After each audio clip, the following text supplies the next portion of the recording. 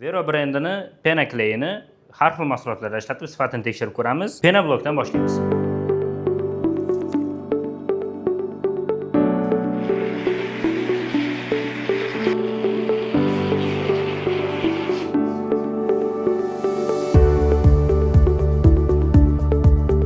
Surib bo'lganimizdan keyin 5 daqiqadan keyin endi buni ko'tarib tekshirib ko'ramiz.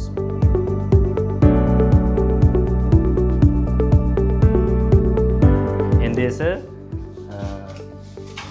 machalkaga surib ko'ramiz.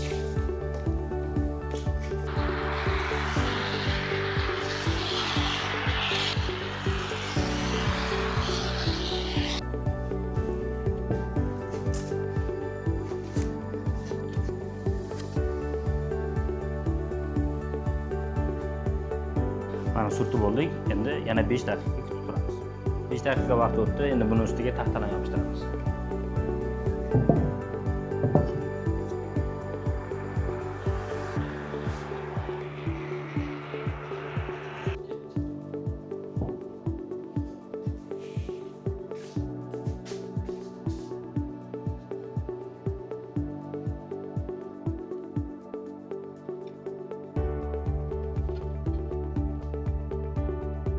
Minut o'tdi, taxtalarimiz yopishdi. Hozir buni yotqizib qo'yamiz.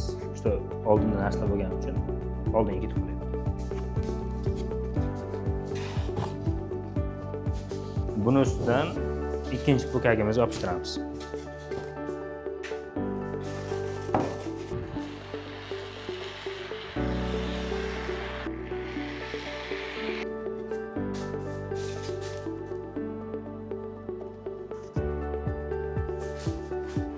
Mana 5 daqiqa vaqt o'tdi.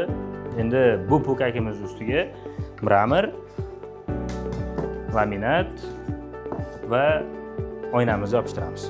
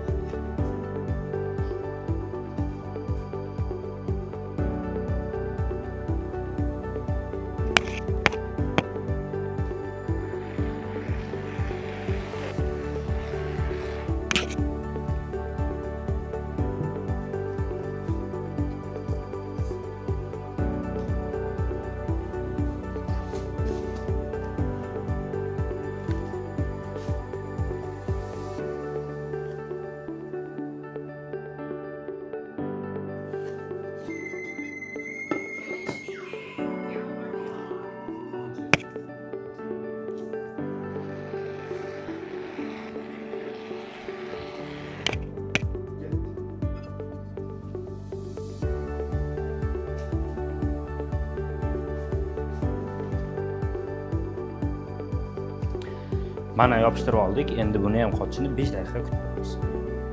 Mana 5 daqiqa vaqt o'tdi. Endi buni ustidan yog'och yopishtiramiz va bor og'irlikni shu yog'och bilan ko'tarishga harakat qilib ko'ramiz.